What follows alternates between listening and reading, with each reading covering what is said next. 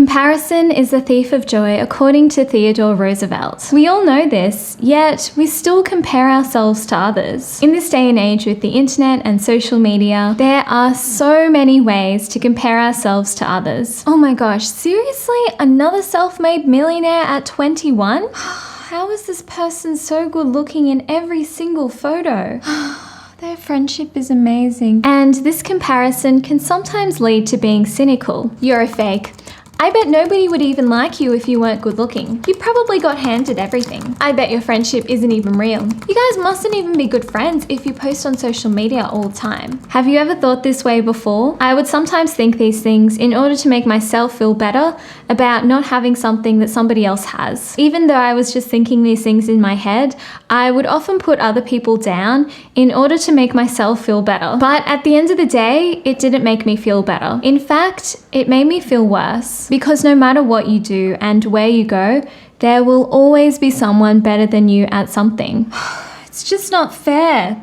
I've been working my ass off for years to be good at yo-yoing, and this 10-year-old kid is better than me? And thinking that other people are just lucky and they don't deserve what they have, it only disadvantages us. So this is how I stopped comparing myself to others. The first thing I did was see others as comrades rather than competition. This is a really amazing concept from the book The Courage to Be Disliked. Honestly, I don't really think that it's our fault that we see people as competition a lot of the time. When we think about the ways that we've been raised and how we've been brought up in school, it's actually pretty normal that we do see others as competition. So class, as usual, the top 3 spots go to Jenny, Michael and Matt. And as usual, Queenie, you are at the bottom of the class. And it's pretty normal that we do compare ourselves to others. We all want to be the smartest, the sportiest, and the most popular kid in school. But honestly, I think that it's a pretty sad way to think. Life isn't a competition, but I want to win the yo-yoing competition. And in order to be happy, we need to start seeing people as friends and not as competition. If we start seeing the world as competition,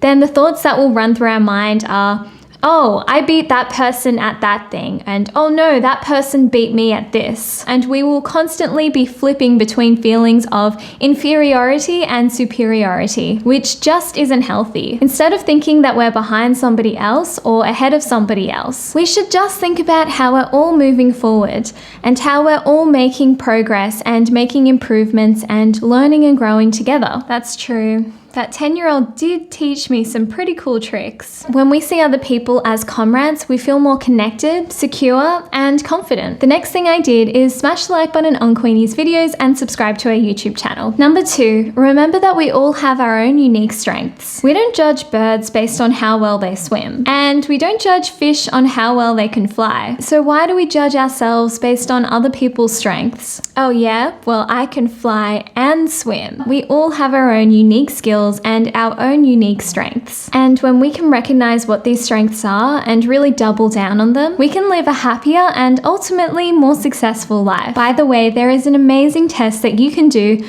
called the Signature Strengths Test, and I do have a link down in my description below if you would like to take it yourself. Some of my signature strengths are honesty, love, and kindness. It is super cheesy, but yeah, I think it's true. And if you've taken the test as well, I would love to hear from you down in the comments below. The third thing I've done is compare myself to where I was a year ago and compare myself to that person that I used to be, just to see how far I've come. Being a YouTuber, I often compare myself to other successful YouTubers, especially the ones that only post a couple of videos and then somehow go viral. If I compare myself to those super successful YouTubers, then I'll just feel miserable about myself and where I'm at. But if I compare my YouTube channel now to last year, it has come a really long way in that time. Hey everyone, so everybody's been talking about the lately and they've been freaking out about it. Oh my gosh, that's what I sounded like a year ago? My video quality has improved and I've actually gone full-time on YouTube. And I'm sure if I could go back in time to when I was producing videos a year ago and told myself about all of the things that have happened on this YouTube channel and all of the things that I've been able to achieve, I'm sure she would be so proud. Don't compare yourself to other people and their journeys. Compare yourself to where you were a year ago, or or even 5 or 10 years ago. Number 4, whenever I catch myself envying somebody, I try to think about what I admire about that person and how I can learn from them in order to grow and improve. Sometimes I think that envy can actually be a good thing. Whenever I find myself envying somebody else, let's just say, for example, it's somebody that's doing super well on YouTube, I can choose to think, that person just got lucky. The reason why the YouTube algorithm picked them is because they're really good looking. If I start thinking that way, then there's no way for myself to be able to develop. Whereas instead of envying that YouTuber and thinking negatively about that person, if I can flip my mindset into thinking positively and to start looking at what I admire about that YouTuber and how they were able to grow so quickly and what I can learn from them, then it's just a much more productive way to think. You know what? Her content is really good and I do really like her thumbnails. Not only does it help me feel less spiteful and jealous and also less bad about myself, but it also gives me an opportunity to really learn and grow from other people. The 5th thing that I've done is I just try to be happy for people. There is always going to be somebody who has more than you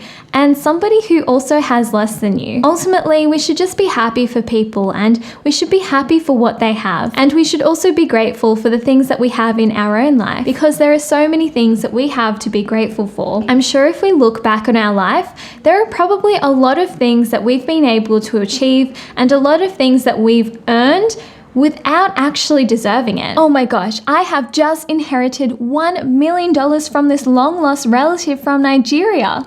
I can't believe how lucky I am. Number 6.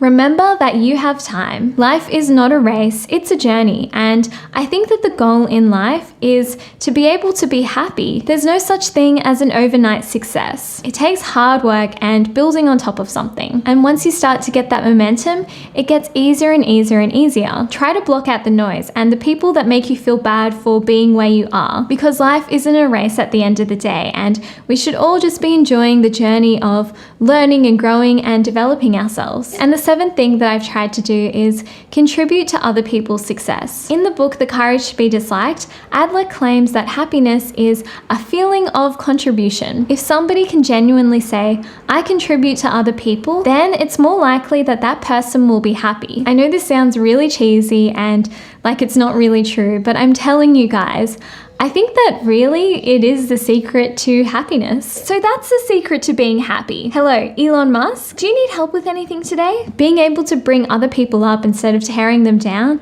is just so much more satisfying. And we can get a lot of satisfaction in our lives by being able to contribute to other people's success. Speaking of which, if you would like to start your own financial independence journey, I do have an affiliate link down in my description below to Pearler, which is a brokerage platform that you can use to invest in the Australian stock market, and Stake, which is a brokerage platform that you can use to invest in the US stock market. If you sign up with my Pearler link, you'll get a free brokerage credit, and if you sign up with my Stake link, you'll get a free stock. So I do have some affiliate links down in the description below. Thank you for watching this video. Make sure you tap the like button and subscribe to this YouTube channel. I have a secret code word for you, which is happiness. So write me a comment below with the word happiness in it, just so I know who watched this video all the way through. Thank you so much for watching my videos. I will see you in the next video. Bye!